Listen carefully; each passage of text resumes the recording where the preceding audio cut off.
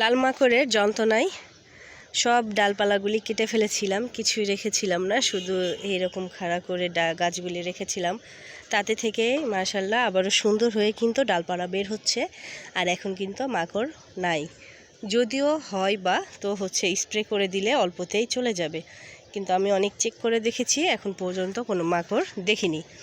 তারপরও 1-2 বার নিম পাতার পানি স্প্রে করে দিব, তাহলে যেন না আসে। তো ইনশাল্লাহ আবারও কিন্তু আমার ঢ্যাঁড়স গাছগুলি ফুলে ফলে প্রাণবন্ত হয়ে যাবে, এই আশায় রইলাম।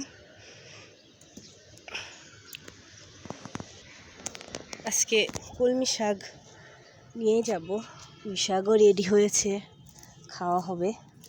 আমি খুব একটা বড় বড় করি না, কাটার উপযুক্ত হলেই, মানে দেখা যায় এক হাত মতো হলেই, 1.5 হাত মতো হলেই কিন্তু কেটে নেই। এতে করে পুঁই শাক খেতে বেশ মজা হয়। আর একটু বুড়ো করে নিলে কেটে ফেলতে হয়, শক্ত অংশ খাওয়া হয় না আর কি। তো বর্ষাকালে যদি কলমি শাক না চাষ করা হয় তাহলে কেমন হয় বলেন। আর আমাদের বাসায় কলমি শাক কিনে খাওয়া হয় না, আমি লাগিয়েছি বিধায় কিন্তু খাওয়া হচ্ছে। যদি না লাগাতাম তাহলে কিন্তু এর পুষ্টিগুণ থেকে আমরা বাদ পড়তাম। শাকটা খেতেই চায় না কেউ, যেহেতু নিজের বাসায় মানে নিজের এজন্যে খাওয়া হয়, তাছাড়া কিনে খাওয়া হয় না। কিছু কিছু সবজি যেগুলি মানে কিনে খাওয়া হয় না, সেগুলি কিন্তু আমি এভাবেই করি, খেতে বাধ্য। তো আগামীতে কচু শাক করব ভাবছি। তো কোন কচু করব এটা থেকে কনফিউশন। কচুমুখী থেকে কচু শাকের গাছ, মানে কচু গাছ করব, না কচুর লতি থেকে কচু শাকের গাছ করব। এখন কোনটা করলে মানে খেতে ভালো হবে আমি ঠিক জানি না। আমরা সবসময় গ্রামের মানুষ বুনো যে কচু আছে সেগুলোই কিন্তু খেতাম শাক হিসাবে, বুনো কচুরই শাক খেতাম।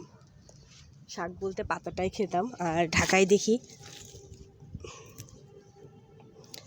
গোড়াটা, মানে ডাটাগুলি খাওয়া হয়, এটারই কচু শাক বলে। তো বিয়ের পর সবাই বলে কচু শাক কচু শাক। তো আমি রাস্তায় বের হলে, মানে বাজারের দিকে, আমি কখনো দেখতাম না যে কচু শাক। এই কচু শাক কই ভাই? সবাই বলে কচু শাক আনছি। আমি তো সবার বাসায় মানে দেখে আসতাম না যে কী রান্না করছে, তো শুনতাম আর কি কচু শাক রান্না করছে। তো আমিও ভাবলাম যে আমাদেরও একদিন খাওয়া হোক। তো কচু শাক কোথায় খুঁজে পাইতাম না। অনেক দিন পরে, 1-1.5 বছর পরে জানতে পারছি যে কচুর ডগারেই কচু শাক বলে। তবে ইদানিং দেখি মাঝে মধ্যে কচুর পাতা অল্প একটু একটু করে ডগা সহকারে বিক্রি হয়। তবে কিনতে মন চাই, হাজব্যান্ড কিনতে দেয় না, কারণ খাই না তো এই জন্যে। আর আমি ওভাবে জোর করি না যে একাই থাক। তো কলমি শাকও সেম কাহিনী, কলমি শাকও খেতে চায় না, বাসার লাগানোর কারণে আর কি খাওয়া হয়। তো কলমি শাকের মতো করেই আমি কচু শাক লাগাবো ভাবছি। এখন জানি না কবে এটা সফল হব।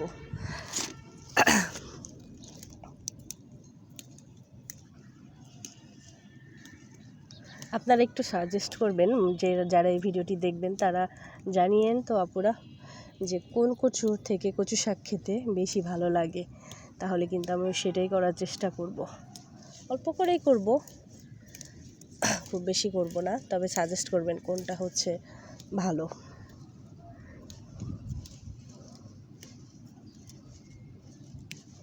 মাসের ভিতরে 2 বার করে, না হলেও 2 বার খাওয়া হয় এই কলমি শাকগুলি। সিজনে, হ্যাঁ, কেনা যদি হতো সিজনে একবারও হতো কিনা সন্দেহ।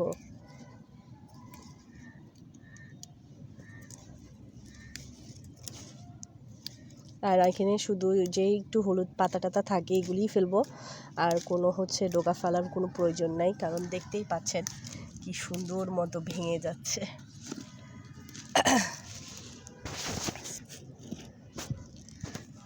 আজকে মাছ দিয়ে রান্না করতে বলছে, আমি বলছি যে আজকে কলমি শাক রান্না করব।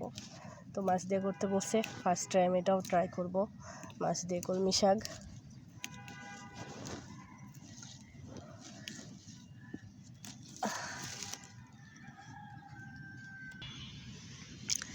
এই তো আলহামদুলিল্লাহ কতগুলো কলমি শাক হয়ে গেল, 2 আটি কলমি শাক।